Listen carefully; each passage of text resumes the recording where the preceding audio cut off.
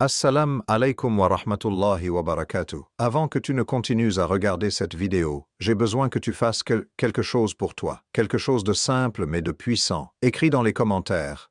Maintenant, ces mots. Seigneur, renouvelle mon cœur comme tu renouvelles l'aube. Écris-le. Pas pour moi, pour toi. Pour marquer le début de quelque chose. Il y a des jours où tu te réveilles et tu ne comprends pas pourquoi tu es si lourd. Tu as dormi. Tu as mangé. Tu as même fait ta prière, et pourtant, quelque chose en toi est vide, comme si quelqu'un avait laissé une fenêtre ouverte pendant toute la nuit, et que le froid avait tout envahi. Tu regardes ta journée devant toi, et tu n'as pas la force de la porter.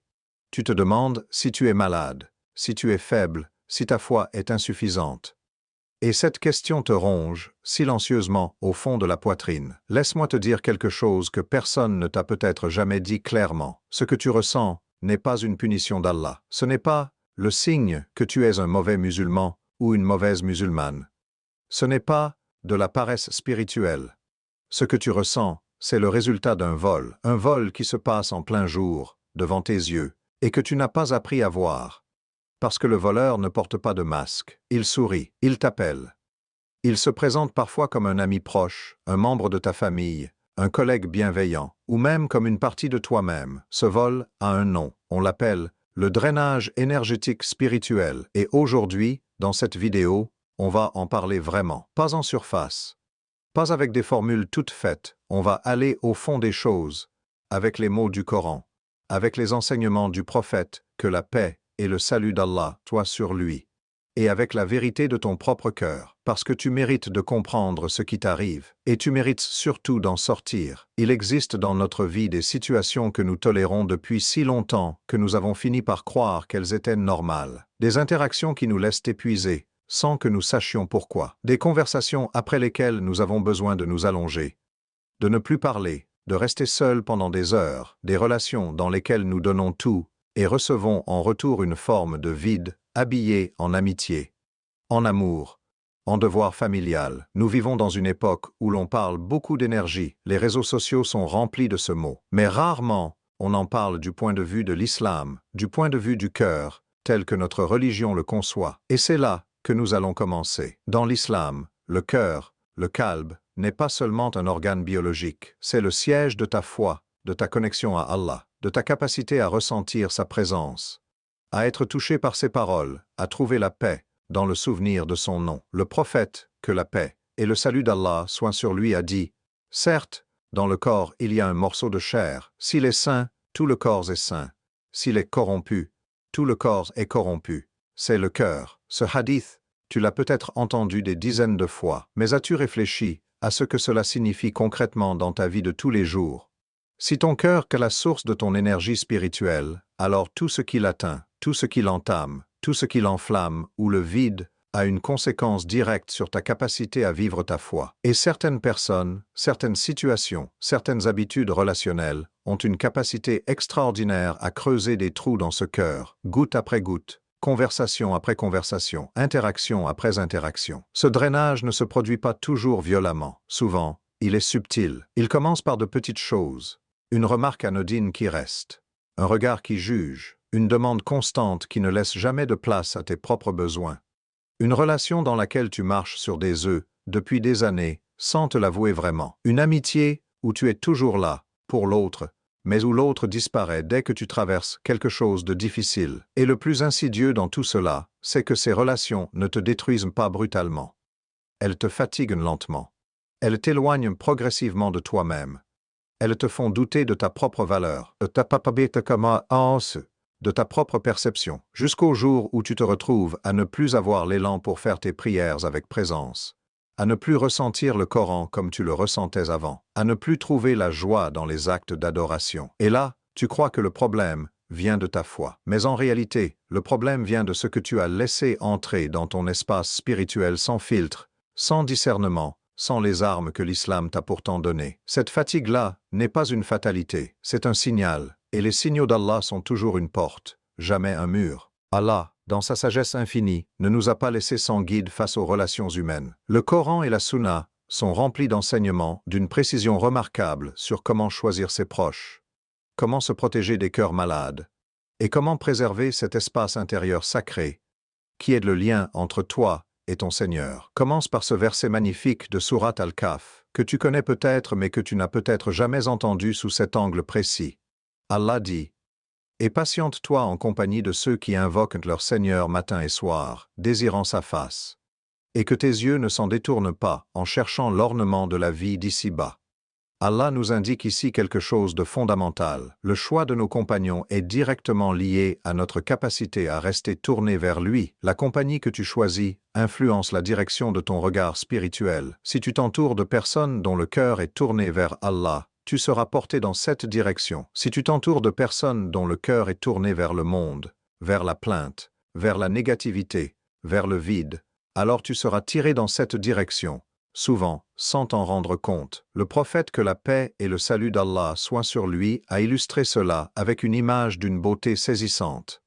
L'exemple du bon compagnon et du mauvais compagnon est comme celui du porteur de musc et du forgeron. Avec le porteur de musc, soit il t'en offre, soit tu en achètes, soit tu perçois de lui une bonne odeur. Quant au forgeron, soit il brûle tes vêtements, soit tu perçois de lui une mauvaise odeur. Cette image, pense-y vraiment. Il y a des personnes que tu fréquentes en ce moment et dont tu ressors avec une odeur de brûlé. Ton cœur est noirci après chaque interaction. Ta foi est plus lourde, pas plus légère. Ta paix est entamée, pas renforcée. Et pourtant, tu continues à t'exposer à cette flamme, parfois par sentiment d'obligation, parfois par habitude, parfois parce que tu ne sais pas que tu as le droit de t'en éloigner. L'islam ne te demande pas d'être cruel. Il ne te demande pas de couper les liens familiaux ou de traiter les gens avec froideur, mais il te demande quelque chose de précieux et de difficile à la fois. La sagesse du discernement. Le croyant n'est pas piqué deux fois du même trou. Cette parole du prophète, que la paix et le salut d'Allah soient sur lui, est l'une des plus courtes de la sunna et l'une des plus profondes. Elle ne parle pas que de trahison. Elle parle de conscience. Elle parle de la capacité à reconnaître ce qui te fait du mal et à ne pas te réexposer à la même douleur par naïveté ou par peur de décevoir. Il y a aussi dans le Coran cette invitation constante à la vigilance intérieure, à la muraqaba, cette conscience permanente d'Allah qui te permet de voir les choses telles qu'elles sont et non telles que les autres veulent que tu les vois. Quand tu cultives cette conscience, quelque chose change dans tes relations. Tu commences à sentir, presque physiquement, quand une interaction nourrit ton âme et quand elle la dévore. Et cette capacité à sentir est un don d'Allah que tu dois apprendre à écouter, à honorer, à protéger. Parlons maintenant de quelque chose de concret, parce que les concepts restent flottants tant qu'ils n'ont pas de visage. Et dans ta vie, ces personnes qui drainent silencieusement ta paix spirituelle ont des visages précis, des comportements reconnaissables, des patterns qui se répètent. Il y a d'abord celui que j'appelle le pleureur chronique. C'est quelqu'un que tu apprécies sincèrement, peut-être depuis des années, mais chaque fois que vous vous parlez, il y a quelque chose d'étrange. Il souffre toujours, il a toujours un problème nouveau, une injustice nouvelle, une douleur nouvelle. Et au début, tu écoutes avec tout ton cœur parce que tu es quelqu'un de bien, parce que l'empathie est une valeur islamique. Mais progressivement, tu réalises que rien ne change jamais. Il n'y a jamais de progrès. Chaque solution que tu proposes est rapidement démantelée. Chaque encouragement que tu donnes rebondit sans laisser de traces. Et quand tu raccroches le téléphone, tu es épuisé d'une façon que tu ne comprends pas complètement. C'est parce que tu as donné de l'énergie dans un puits sans fond. Et le puits ne se remplit jamais, parce que ce n'est pas de l'aide dont cette personne a besoin. C'est d'un auditeur captif pour maintenir un cycle émotionnel auquel elle s'est habituée. Il y a ensuite le critique masqué en conseiller. C'est celui ou celle qui te parle toujours pour ton bien, dont la porte est toujours ouverte, dont les conseils se succèdent sans interruption. Mais si tu regardes bien, si tu écoutes avec ton cœur et non avec tes seules oreilles, tu réalises que derrière chaque conseil, il y a un léger venin, une petite dose de doute sur tes capacités, une suggestion subtile que tu ne sais pas vraiment ce que tu fais, une comparaison voilée avec quelqu'un de mieux. Et au fil du temps, sans que tu t'en aperçoives, tu as commencé à douter de toi. Tu hésites avant de prendre des décisions. Tu cherches sa validation avant d'agir. Il a réussi, sans jamais élever la voix, à installer en toi une dépendance à son jugement. Et cette dépendance t'éloigne de la seule approbation qui compte vraiment, celle d'Allah. Il y a aussi le compétiteur spirituel, celui que tu reconnaîtras peut-être dans ton entourage religieux. Il est là, dans les cercles d'études, dans les mosquées, dans les groupes WhatsApp islamiques. Il connaît beaucoup. Il cite beaucoup, et il a une capacité troublante à te faire sentir toujours en dessous. Quand tu partages une avancée dans ta pratique, il hausse légèrement les épaules en mentionnant quelque chose de plus élevé. Quand tu exprimes une compréhension du Coran, il rectifie avec une précision qui ressemble à de la correction, mais qui ressemble encore plus à de l'écrasement. Il transforme la spiritualité en compétition. Et dans une compétition, il y a toujours un perdant. Et inconsciemment, tu as accepté d'être ce perdant. Il y a enfin, et c'est peut-être le plus difficile à nommer, le membre de la famille qui aime, mais étouffe. Cette mère, ce père, ce frère, cette sœur, qui t'aime sincèrement, dont tu ne doutes pas de l'amour mais dont la présence te coûte quelque chose d'immense. Chaque visite est suivie d'une phase de récupération. Chaque appel téléphonique laisse quelque chose de lourd dans ta poitrine. Pas parce qu'ils sont méchants, parce qu'ils ne comprennent pas où tu en es spirituellement, parce que leurs valeurs entrent en collision avec celles de ta foi, parce que l'espace entre vous est chargé d'une histoire non dite, de douleurs non résolues, d'attentes qui ne correspondent plus à qui tu es devenu devant Allah. Ces portraits ne sont pas des condamnations. Ce sont des miroirs, et regarder dans un miroir n'est pas une faute. C'est le début de la lucidité. Pour comprendre comment protéger ce que tu as de plus précieux, tu dois d'abord comprendre exactement comment il se perd. Parce que le drainage énergétique spirituel n'est pas magique. Ce n'est pas une malédiction, c'est une mécanique. Et quand tu comprends une mécanique, tu peux la démonter. Tout commence par quelque chose que les savants musulmans ont appelé la maladie du cœur. Le Coran distingue clairement les cœurs sains des cœurs malades. Un cœur malade n'est pas nécessairement un cœur pécheur au sens ordinaire. C'est un cœur qui a développé des attachements désordonnés, à l'approbation des autres, à la peur du conflit, à la culpabilité excessive, à l'image que les autres ont de lui. Et ces attachements sont des portes ouvertes par lesquelles l'énergie s'échappe en continu. Quand tu passes tes journées à essayer de ne pas décevoir des personnes qui ne seront jamais satisfaites, tu dépenses une énergie colossale dans une direction qui ne mène nulle part. Quand tu rumines des conversations, quand tu rejoues mentalement des interactions difficiles en cherchant ce que tu aurais pu dire autrement, ton cœur s'épuise dans un travail qui ne produit aucun fruit spirituel. Quand tu prends sur toi des émotions et des problèmes qui ne t'appartiennent pas, tu portes un poids que tu n'es pas fait pour porter. La psychologie contemporaine appelle cela l'empathie non régulée, le manque de frontières émotionnelles, la codépendance. L'islam, lui, te parle de tawakkul, la confiance totale en Allah, et d'un équilibre entre ce que tu dois aux autres et ce que tu te dois à toi-même en tant que dépositaire d'une âme que tu seras interrogé sur le jour du jugement. Car tu n'es pas seulement responsable de donner aux autres, tu es responsable de préserver ce qu'Allah t'a confié en toi. Il y a une chose que peu de gens réalisent. Le dhikr, le souvenir d'Allah, n'est pas efficace dans un cœur trop plein de bruit extérieur. Tu peux répéter Subhanallah 1000 fois, mais si ton esprit est saturé par les demandes des autres, par les jugements que tu as intériorisés, par la fatigue émotionnelle accumulée, ces mots glisseront sur la surface de ton cœur, sans pénétrer. La profondeur spirituelle requiert de l'espace. Et cet espace, tu dois l'apprendre à créer, à défendre, à consacrer. Voici le moment où quelque chose doit changer en toi. Pas demain, pas quand tu seras prêt. Maintenant, dans le secret de ce que tu ressens en ce moment même. Pendant des années, peut-être, tu as cru que prendre soin des autres aux dépens de toi-même était une vertu islamique. On te l'a dit, on te l'a appris. La générosité, l'abnégation, le sacrifice, ce sont des valeurs nobles dans notre religion. Mais personne ne t'a dit la vérité entière. Dans l'islam, il y a une hiérarchie de responsabilités, et tu en fais partie. Tu es l'un des bénéficiaires de cette responsabilité. Tu as des droits sur toi-même, que tu es obligé d'honorer. Le prophète, que la paix et le salut d'Allah soient sur lui, a dit à Salman al-Farisi. Ces mots, qui résonnent comme une permission divine. Ton Seigneur a des droits sur toi. Ton corps a des droits sur toi. Ta famille a des droits sur toi. Donne à chacun ses droits. Ton corps, ton âme, ton cœur, ils ont des droits. Les ignorer au profit d'un entourage qui ne remplit pas ses propres devoirs envers toi n'est pas de la piété, c'est du déséquilibre. Et le déséquilibre,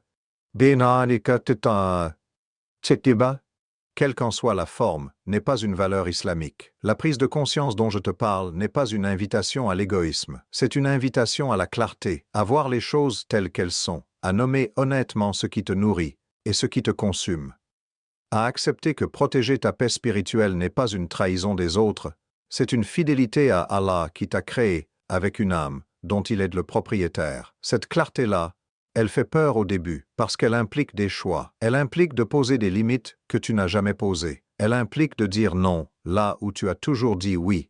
Elle implique de décevoir des gens pour rester fidèle à ton âme. Mais je te pose une question simple. Préfères-tu décevoir des humains qui t'oublieront? Ou décevoir Allah qui t'a créé et qui attend de toi que tu prennes soin de ce qu'il t'a confié? Maintenant que tu comprends ce qui se passe et pourquoi, parlons de comment te protéger. Vraiment, concrètement. Ces 7 boucliers ne sont pas des techniques psychologiques habillées en islam, ce sont des pratiques authentiques, ancrées dans le Coran et la Sunna, qui ont un effet réel sur l'état de ton cœur, sur ta capacité à rester en paix, malgré les tempêtes relationnelles. Le premier bouclier, c'est la prière de l'aube accompagnée de conscience. Fajr n'est pas qu'une obligation légale, c'est une muraille. Le prophète, que la paix et le salut d'Allah soient sur lui, nous a enseigné que celui qui accomplit la prière de Subh est sous la protection d'Allah pour le reste de la journée. Quand tu te lèves dans l'obscurité, quand tu te présentes devant ton Seigneur, avant que le monde ne commence à te réclamer, tu effectues quelque chose de puissant. Tu établis à qui tu appartiens avant que quiconque d'autre ne commence à te définir. Le drame de beaucoup d'entre nous, c'est que la journée commence par le téléphone, par les messages, par les nouvelles des autres, par les demandes de l'entourage. Et notre propre cœur n'a jamais eu la parole. Commence ta journée par Fajr, suivi de quelques minutes de silence avec Allah, et tu verras la différence dans ta résistance au drainage du jour. Le deuxième bouclier, c'est le silence intentionnel, pas le silence de l'évitement, pas le silence de la passivité. Le silence choisi, réfléchi, comme acte de souveraineté intérieure. Le prophète, que la paix et le salut d'Allah soient sur lui, a dit que celui qui croit en Allah et au dernier jour dise une bonne parole, ou qu'il se taise. Ce hadith nous donne une liberté immense. Tu n'es pas obligé de répondre à tout, tu n'es pas obligé de commenter chaque situation, de t'impliquer dans chaque conflit, de porter chaque problème qu'on dépose à tes pieds. Le silence était parfois la réponse la plus sage et la plus protectrice. Entraîne-toi à ne pas réagir immédiatement. Entraîne-toi à laisser passer. Ton énergie vaut trop pour être dépensée dans des échanges qui ne t'élèvent pas. Le troisième bouclier, c'est la lecture quotidienne du Coran avec présence. Pas une lecture de performance, pas pour cocher une case, mais une lecture lente, au moins quelques versets par jour, avec le cœur ouvert, en te demandant « Qu'est-ce qu'Allah me dit à moi aujourd'hui dans ce passage ?» Le Coran est, selon ses propres mots, un shifa, une guérison pour ce qui se trouve dans les poitrines. Quand tu lui accordes de l'espace quotidiennement, il travaille en toi, il recentre, il clarifie, il renforce quelque chose de fondamental dans ton identité spirituelle que les gens autour de toi, avec leurs jugements et leurs demandes, ne peuvent pas atteindre. Le quatrième bouclier, c'est la pratique de l'istikhara avant toute décision relationnelle importante. Nous avons l'habitude de faire l'istikhara pour les grandes décisions.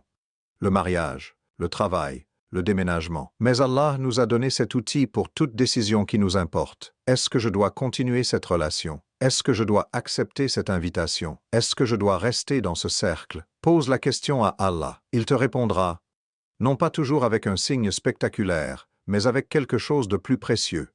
La paix ou le malaise du cœur. Apprends à faire confiance à cette réponse intérieure. Le cinquième bouclier, c'est la gestion consciente des distances. L'islam ne te demande pas de haïr, il te demande la sagesse dans la proximité. Tu peux aimer quelqu'un sincèrement et choisir de ne pas l'avoir au quotidien dans ta vie. Tu peux honorer un lien familial sans te laisser consumer par sa toxicité. Tu peux maintenir une relation en posant des limites sur sa fréquence, son intensité, ses sujets.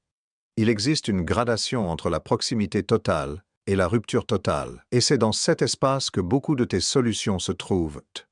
Le sixième bouclier, c'est de te créer un cercle de nourriture spirituelle. Si ton entourage actuel te vide, tu dois construire activement un cercle qui te remplit. Cherche des gens dont la compagnie te fait penser à Allah. Cherche des espaces, des conférences, des cercles de connaissances, des communautés en ligne bienveillantes, où la conversation élève. Ce n'est pas du luxe, c'est une nécessité spirituelle. Le prophète, que la paix et le salut d'Allah soient sur lui, a dit que les âmes sont comme des armées rassemblées. Celles qui se reconnaissent s'associent. Tu dois aller vers tes armées. Le septième bouclier, c'est la doua de protection quotidienne. A'udhu bi kalimatillahi tammati min sharri ma khalaq.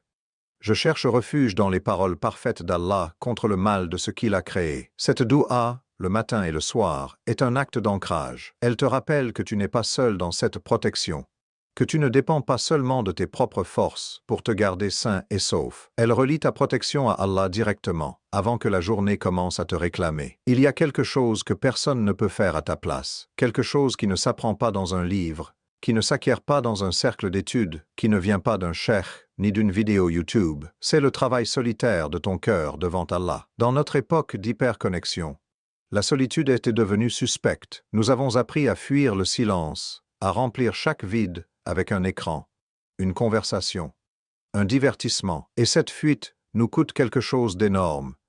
La capacité à nous habiter nous-mêmes, la capacité à être chez soi en soi-même. Les grands spirituels de l'islam, Ibn al-Qayyim, al-Ghazali, Hassan al-Basri, insistaient tous sur quelque chose que nous avons perdu. La khalwa, la retraite intérieure, le moment où tu te retrouves seul avec toi-même et avec Allah. Ce n'est pas de la dépression, ce n'est pas de l'isolement pathologique, c'est de la nourriture. C'est dans ces moments que tu apprends à entendre ta propre voix spirituelle, séparée des voix extérieures qui te définissent toute la journée. Et c'est ceci. Après une prière, reste assis quelques minutes de plus. Pas pour faire dhikr au sens mécanique du terme, juste pour être là, pour te demander honnêtement, comment est mon cœur en ce moment? Qu'est-ce qui l'alourdit? Qu'est-ce que j'ai porté aujourd'hui qui ne m'appartient pas? Et dépose ce qui ne t'appartient pas devant Allah. Littéralement dans ton cœur, fais le geste de poser. Ce travail d'intériorité, il est aussi fait de pardon. Pas le pardon performatif qu'on prononce avec les lèvres pour passer à autre chose. Le vrai pardon, difficile, qui prend du temps. Le pardon de ceux qui t'ont drainé sans le savoir. Le pardon de toi-même pour avoir laissé faire si longtemps. Le pardon de cette version de toi qui ne savait pas encore se protéger. Ce pardon-là est libérateur non pas pour les autres, mais pour toi. Parce que porter de la rancœur contre des gens qui continuent leur vie, sans se douter de ton état intérieur, c'est te condamner à brûler dans un feu qu'ils n'alimentent même plus. Et au cœur de ce travail, il y a la reconstruction d'une relation simple et directe avec Allah. Une relation sans intermédiaire. Une relation où tu ne dépends pas de l'approbation humaine pour te sentir bien dans ta foi, où la seule opinion qui compte vraiment, c'est celle que tu lis, dans la facilitation ou la complication que tu ressens dans tes actes d'adoration. Quand cette relation est solide, les drainages externes perdent de leur pouvoir. Ils font encore mal, parfois, mais ils ne t'arrachent plus la paix, parce que ta paix n'habite plus dans les mains des autres. Elle habite dans le souvenir constant de celui qui ne t'abandonnera jamais. Je veux te dire quelque chose, et je veux que tu l'entendes vraiment, pas avec tes oreilles, mais avec cet endroit au fond de ta poitrine qui a soif d'être reconnu. Tu n'es pas cassé. Ce que tu traverses, cette fatigue, ce sentiment d'être perpétuellement la cour de quelque chose, ce vide qui revient malgré tes efforts, tout cela ne signifie pas que tu es un cas désespéré, que ta spiritualité est irrécupérable, que tu as trop tardé pour changer. Cela signifie que tu es humain et que tu es en train de te réveiller. Allah a créé chaque âme avec une capacité intrinsèque à revenir à lui. Cette capacité ne disparaît jamais. Elle ne s'use pas. Elle ne se périme pas. Peu importe combien de temps tu as vécu dans le drainage, peu importe combien de relations destructrices tu as tolérées, peu importe combien de fois tu as donné ton énergie à des puits sans fond, tu peux revenir. En ce moment même, maintenant, dans la seconde qui suit, tu peux décider que quelque chose change. Le Coran dit, dans une parole d'une tendresse absolue, « Ô mes serviteurs qui avez commis des excès à votre propre détriment, ne désespérez pas de la miséricorde d'Allah. Certes, Allah pardonne tous les péchés. Et si Allah pardonne les péchés, il pardonne a fortiori les erreurs de jugement dans tes relations. Les moments où tu n'as pas su te protéger, les années où tu t'es laissé consumer sans comprendre pourquoi. Ta valeur devant Allah n'est pas liée à ce que les autres pensent de toi. Elle n'est pas liée à ta productivité sociale, à ton utilité pour ton entourage, à ta capacité à satisfaire les exigences toujours croissantes de ceux qui t'entourent. Ta valeur est ancrée dans quelque chose d'immuable. Tu es une âme que Allah a créée de ses propres mains, à qui il a insufflé de son souffle, à qui il a envoyé des prophètes, pour qui il a révélé un livre. Cette valeur-là, personne ne peut te l'enlever, et personne n'a le droit de te faire oublier qu'elle existe. La protection de ton énergie spirituelle n'est donc pas un acte d'égoïsme, c'est un acte de gratitude envers Allah. Tu prends soin de ce qu'il t'a confié. Tu honores le dépôt qu'il a placé en toi, et en faisant cela, non seulement tu te guéris toi-même, mais tu deviens capable de donner aux autres d'une manière qui ne t'épuise plus. Parce que tu donnes depuis un endroit plein, pas depuis un endroit vide. Les personnes les plus rayonnantes, spirituellement, que tu aies jamais rencontrées dans ta vie, ces gens dont la présence te fait te sentir bien, calme, inspirés. Ils ne rayonnent pas parce qu'ils se donnent sans limite, ils rayonnent parce qu'ils ont appris à se remplir d'abord. Devant Allah d'abord. Et cette plénitude déborde naturellement vers les autres. Tu peux être cette personne, tu l'es déjà, quelque part, en germe. Et cette vidéo, c'est peut-être un début, ô Allah. Toi le vivant qui ne meurt pas. Toi dont les noms sont le remède de tout mal et la lumière de toute obscurité, nous venons devant toi aujourd'hui avec nos cœurs fatigués, nos âmes qui portent des marques que les autres ne voient pas, nos silences remplis de prières non prononcées. Seigneur, guéris ce qui est blessé en nous. Purifie ce qui a été alourdi. Rends-nous capables de garder ce que tu nous as confié, cette paix, ce lien avec toi, cette lumière intérieure, même quand le monde autour de nous cherche à l'éteindre. Ya Allah, donne-nous la sagesse de reconnaître ce qui nous nourrit et le courage de nous éloigner de ce qui nous consume. Fais de nous des gens dont la compagnie rappelle toi, dont la présence apporte la paix, dont le cœur est un jardin, et non un champ de bataille. Et si quelqu'un regarde cette vidéo avec un cœur brisé, avec une fatigue que les mots ne suffisent pas à décrire, avec le sentiment d'être au bout de quelque chose, Ya Allah, tende-lui ta main, montre-lui que tu es là, rappelle-lui qu'il n'est jamais trop tard pour revenir, jamais trop loin pour être entendu, jamais trop abîmé pour être aimé par toi. Rabbana atina fid dunya hasanatan, wa fil akhirati hasanatan, wa qina adhaban nar, wa sallallahu ala nabiyyina Muhammadin wa alihi wa sahbihi wa sallam. Wassalamu alaykum wa rahmatullahi wa barakatuh.